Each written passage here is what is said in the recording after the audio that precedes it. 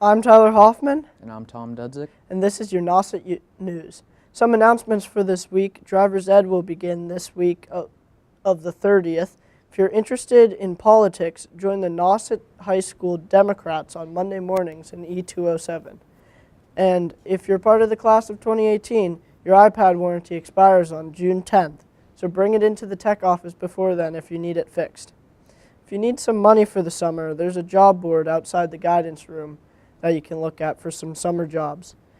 If you want to get your lifeguard certification, a class is being run by the National Seashore from July 5th to August 9th. Mondays, Wednesdays, Thursdays from 9:30 to 12:30. Now on to this week's lineup. With this week's lineup, we will have our top story, Farewell to Seniors by Anthony Adelizzi. High Five Student of the Week is Nicole Gordon, and that'll be done by Ben Niggle. Sports by Charlie Campbell and Spencer Jones. Things to Do by Tori Shee. Talent Search by Josh Devlin. And Fashion Tip by Abby Wright. Student Council will be done by Lily Merle. Special Report by Anthony McCulloch-Howard. Health Tip on Effects of Caffeine by David Burris. Political Spotlight by Jack Auer. And an extra story on silk screening shirts in Mrs. Ogden's class by Anthony Adelizzi. And that was this week's lineup. Be safe with the fires and barbecue this weekend. Stay safe out on the waters and have a nice Memorial Day. Thank you. Hi, I'm Anthony Adelizzi. Being a senior, this is my final top story of Nauset News. This is the last week for seniors. These young men and women have endured the great challenges of high school, such as bigger workloads and higher expectations and other trials of being a teenager. So on June 10th, these seniors will enter the real world. So now let's go around and take a look and see what they have to say about their experiences at Nauset High School. So Brendan, what is your favorite memory here at Nauset High School? I'd have to say my favorite memory is Rock the Mic from this year. It was kind of a tough choice because I love Nauset, but and I have so many good memories. But Rock the Mic this year was awesome because I actually got to do a drum solo and it was awesome. Everybody cheering at the end. It made it really worth it. It was a great time. Which teacher made a big impact in your life at Nauset High School? A teacher that made a good impact and a big impact is definitely probably Mr. Hendricks from English. I had him at junior and senior year. He was an awesome guy. I like him a lot. Was he very helpful to you in English? Yeah, he was. He really was. And what's your favorite class in Nauset High School? My favorite class is definitely, well, when I first started going to Nauset here, it was called Rackets and Clubs, but now it's called Lifetime Activities. So, I mean, it's a really good class. It's good. It gives you a chance to go out, play your favorite game, have some fun with good friends. So, it's all good fun. As we all know, Racket Club does have its casualties. With my boot.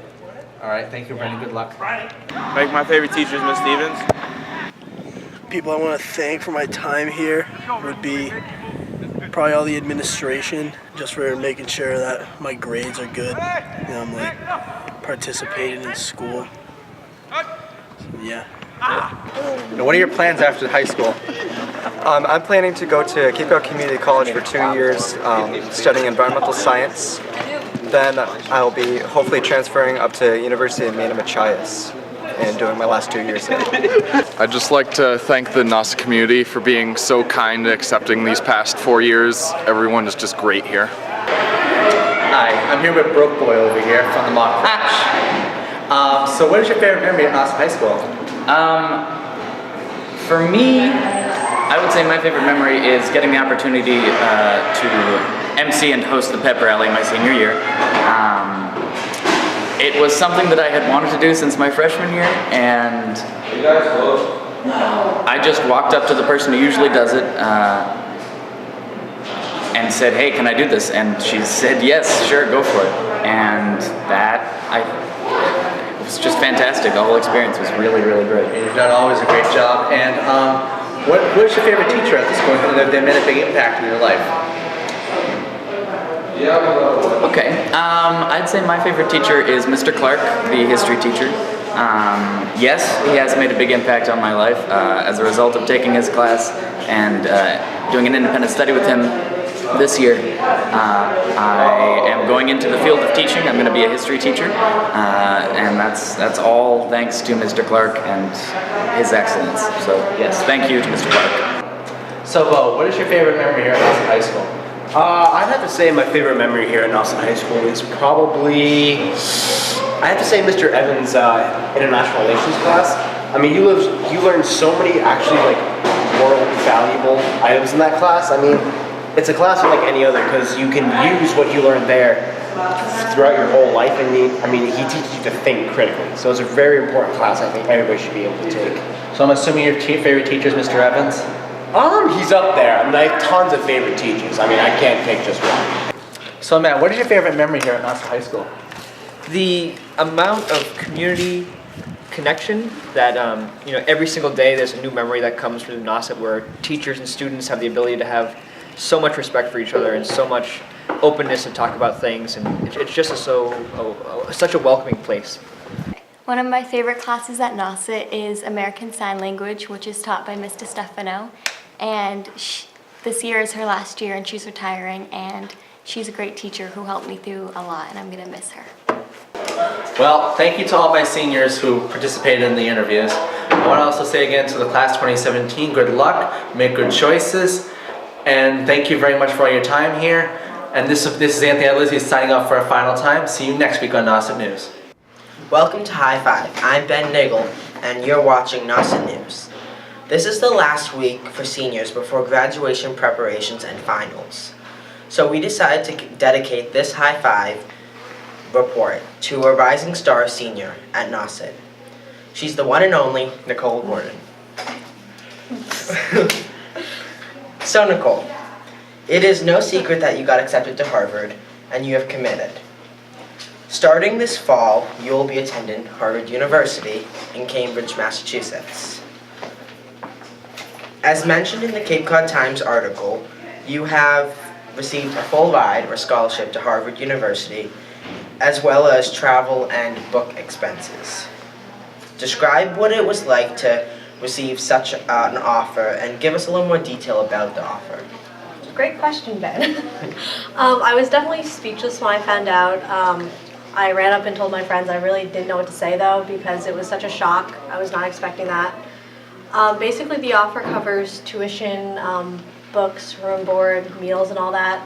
The only thing is that I do have to have a term time job that goes into it. Other than that, everything's covered. So like that would be like working at the Coop or yeah, stuff like that? working in the food, whatever. Now have you decided what you want to do yet or? No, I haven't looked into that yet. No? And did you cry when you got accepted or? Kind of when I got accepted actually. I kind of like couldn't even keep myself up and just laid down on the floor. Yeah. Now, I know a little bit about you, and I know this wasn't your number one choice. Mm-hmm. So, did you wait a little while before committing, or were you like signing on right then and there? Yeah, I actually didn't get my answer back from Johns Hopkins till a week later, so I was still very unsure of what I wanted to do. Okay, and that was your number one, Johns Hopkins? Yeah. Okay. Very cool, but we'll settle for Harvard, right? Yeah, I guess so. So, everyone wants to know, what's the secret to getting into Harvard or any Ivy League school? And, yeah, so what's the secret? Well, I'm definitely not an admissions counselor, but basically all I did was do the extracurriculars that I was really passionate about instead of trying to spread myself too thin. And I think they could really see the passion in that, and then basically just keeping your grades up. You don't need straight A's all the time or a perfect SAT score, but definitely having good grades helps a lot. Yeah, and applying yourself.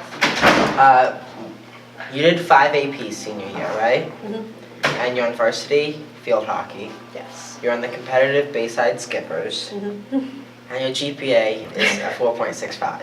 Yes. Valedictorian. Did that contribute? Yeah? I'm guessing so, yeah. Just a little bit? I don't think it hurt me at all. No? But, yeah. So 5 senior year. How many APs total? 9. 9, okay. And how many college classes during the summer at like a community college? 2. 2? Yes. Not bad. So on a more personal note, you have overcome a lot of hardship in your life. You were adopted from China at a young age, and it's been a little rough, right? I guess so. Do you want to talk about your adoption, or Sure, I don't really remember it. I was only less than a year old. So this is basically, Cape Cod's always been my home, really. Now, did you write about that in your letter, or? I wrote like one sentence about it in my college essay, but that was mostly about jump rope and my major I wanted to go into.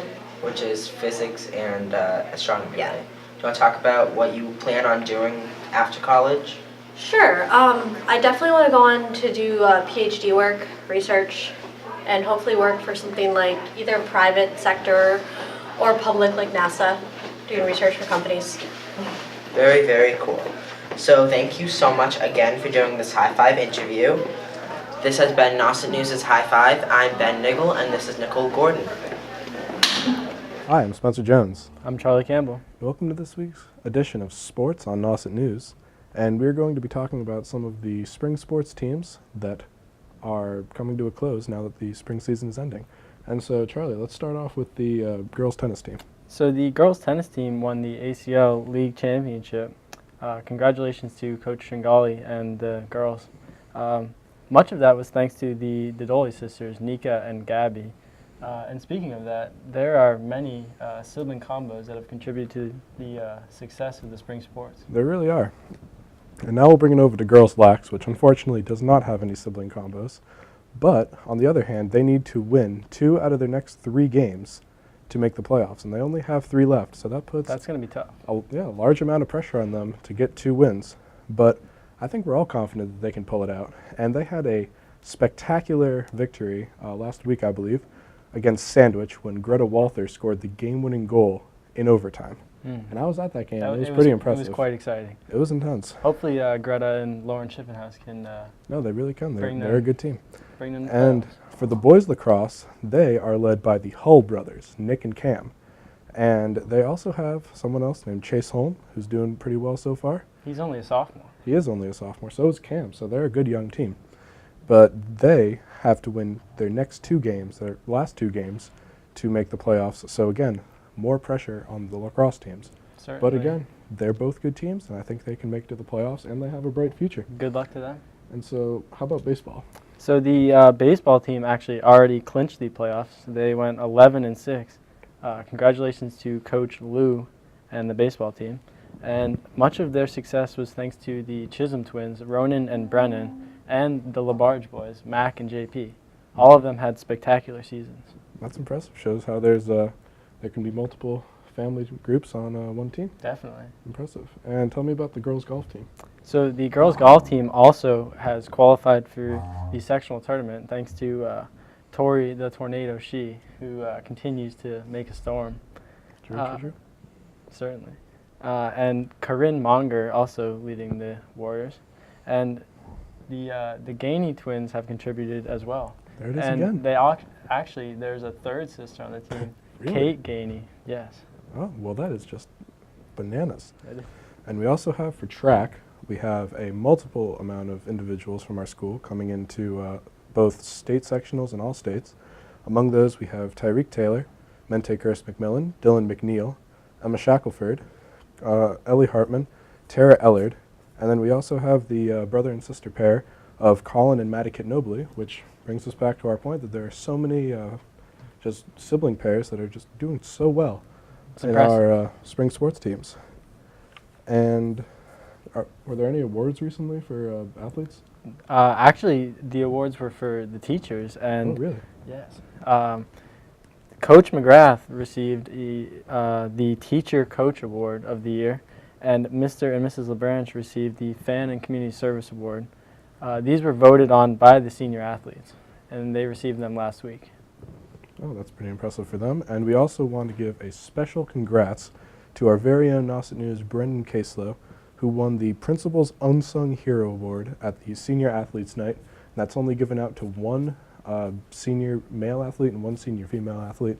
And that's really for the student who does he is the unsung hero of his sport. So he may not get the praise that they deserve, but he does the dirty work, sorry. It's quite an accomplishment. And then just one more thing before we go. There's the Warrior Pride Camp over the summer for any athlete or non-athlete who's looking to get some exercise in. And that is available at the high school, and again over the summers on multiple days, and I believe they do it pretty early in the morning. They so if you have a job that you have to get to, you can do that, go home, shower, change, and then head off to work. So that's really just a great opportunity. Certainly is. All right, well, thank you very much for watching sports on Nauset News. I'm Spencer Jones. I'm Charlie Campbell. And we will see you next week. Hi, I'm Anthony Adelizzi with this week's Extra Story. This week's Extra Story will consist of Miss Ogden's printmaking class, and we'll be looking into a girl who's doing a silk screening for t-shirts. So what are you making? I am making t-shirts. I am printing this little banana using screen printing, which involves a screen and this sticker that you cut out your design on, and then you take the ink and squeegee it over, and the banana goes through the screen here and onto the t-shirt. What inspired for the banana? Is there a reason behind it? Not really. Bananas are my favorite fruit, so. That's an inspiration. Yeah. And how many shirts you plan to make? Well, I've already made probably like 6 in past classes, and I have a couple more to go today. And where are they going to? Any charities or for yourself? I'm actually selling them right now to students on campus. How much are they? Like $7. Not very expensive. Once again, I'm Charlotte Spiegel. So you have some other art to show us? This was made by my best friend Natalie Sweeney, and she is doing the same kind of screen printing that I did, but her design is a Converse sneaker. And she did them in rainbow colors on the front and the back of her shirt. Yeah, is there a different process to make the sneakers? Well, just how I cut out a banana out of my sticker, she had cut out a Converse, and yeah. How long does it take for this stuff to dry, like, and be ready? It takes about 24 hours for the ink to dry, and then you have to heat set it in the washing machine, or sorry, on the dryer, or with an iron. First one we came to the house, what sizes are you selling? At the beach this summer, a bunch of different sizes. I get orders from people, and they tell me which ones they want. All right, thank you very much. Sure. I'm Abby Wright, and I'm here with your fashion tip of the week. As we make the transition from school to summer and your time isn't as structured, trends and styles tend to become more unique and individualized. Now that our seniors are leaving, let's discuss what we'll be wearing after the school year ends. First of all, super large, roomy purses are in trend this season. Oversized to an exaggerated degree, these bags hold anything and everything. They're perfect for the beach or any other sunny day activities when you just need to throw all your stuff in the car and go. Another big thing this summer are platform shoes that are perfect for girls who love the height but hate wearing heels. There are platform boots, sneakers, and even sandals that are perfect for the summer weather. Next, no one wants to wear long sleeves when it's hot. Tank tops are a great way to swap out your other longer shirts, and they come in every color and pattern imaginable.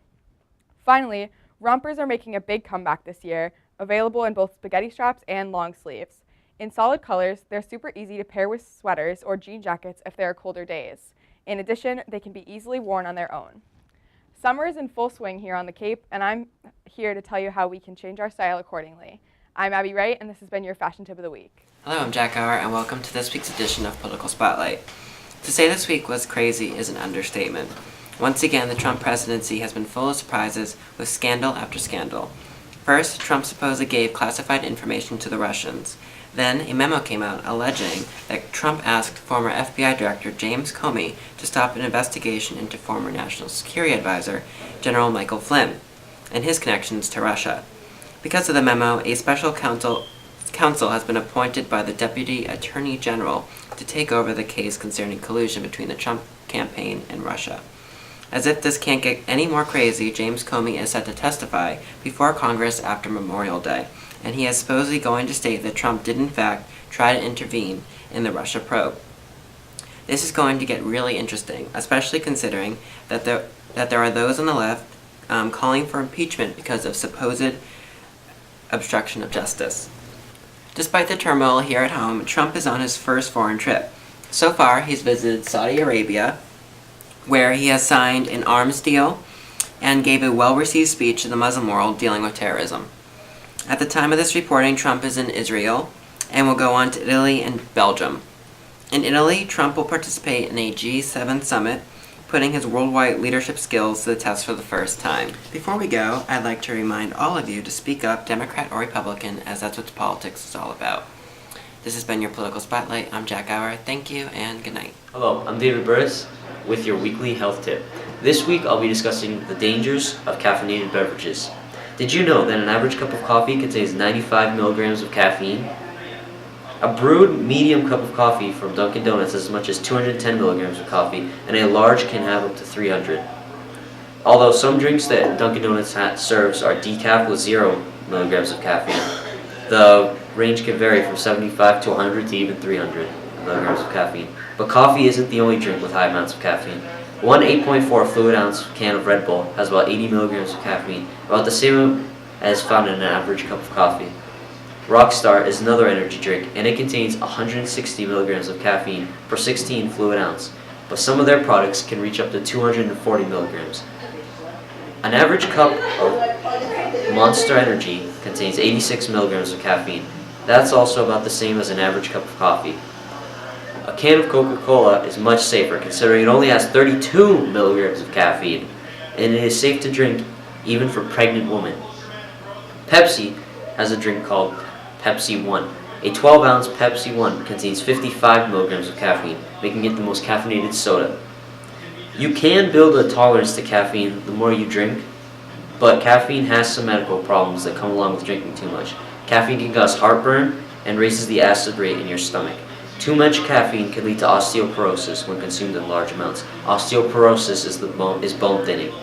Withdrawal from caffeine can cause vomiting and nausea. Drinking caffeine does come with some benefits, even though there are few.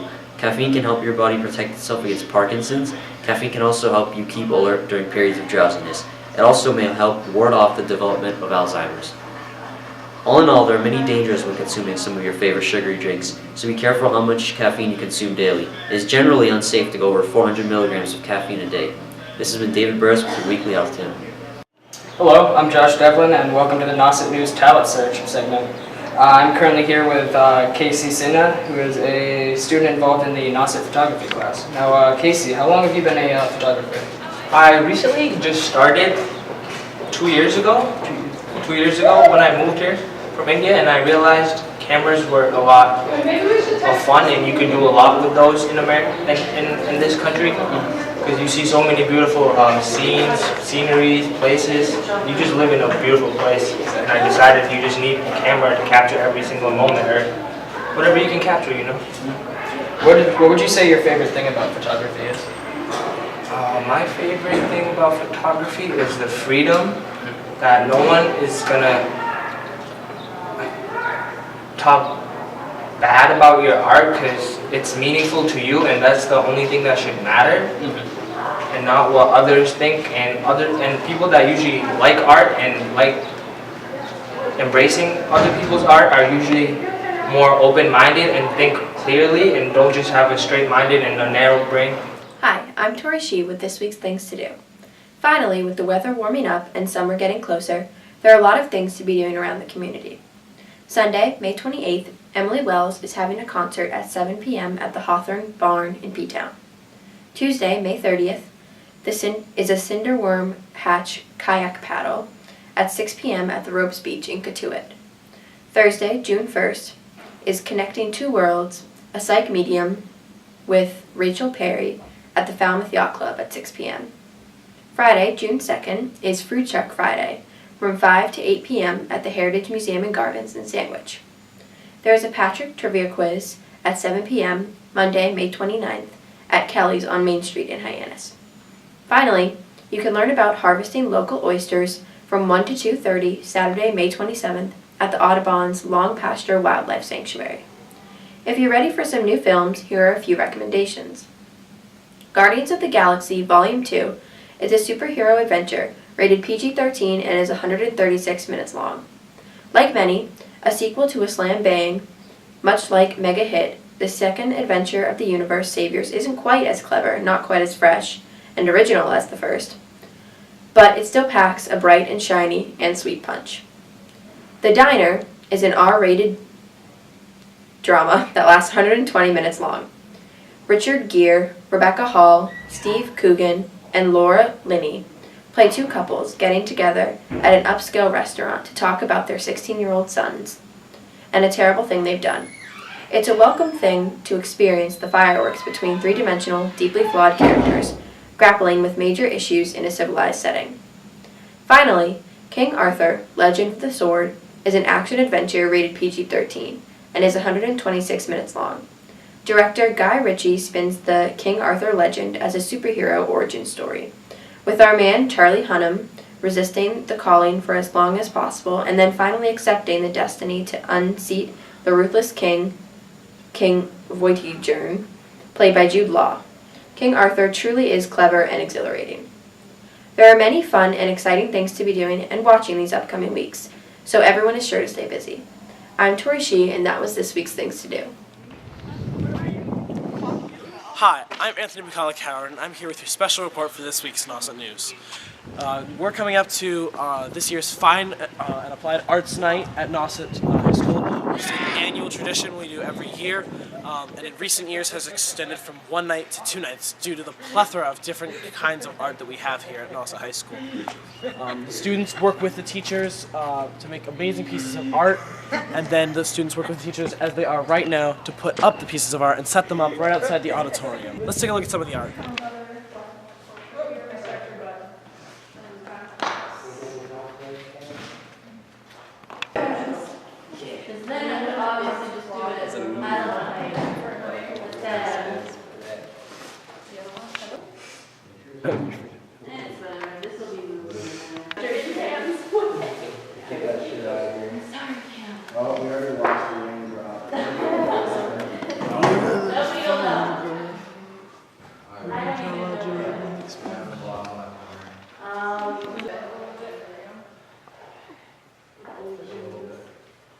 So Alexis needs. Oh, it looks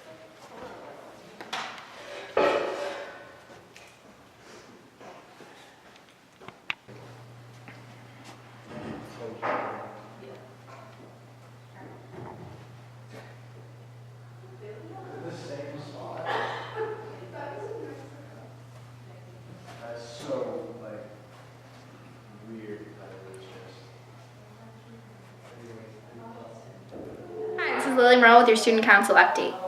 We will be having a meeting on June 1st after school, and all are welcome to attend. We will be planning our last Faculty Friday, which will be held on June 9th. This is an event in which we provide breakfast and coffee for the teachers before school with fun raffles and prizes to win. We are excited to start planning this and wish Jack Howard the best of luck planning this event, as this will be his first event he will be in charge of as president. We've also been discussing throughout meetings the idea of attending the summer camp run by MASC. If we were to partake in this camp, the Nauset chapter could be eligible for the 5-Star Council Award. Along with this, we have been discussing doing a campus beautification project before the graduation, which will include weeding, spreading mulch, and planting. We hope to discuss this further at our upcoming meeting. On May 22nd, it was the Senior Award Night, and 2 Student Council members received awards for their participation in this club. Becca Dolly was awarded the Student Council Award, and Lily Gaeta was awarded a President's Stole, which she will wear at graduation. We wish the best of luck to these seniors.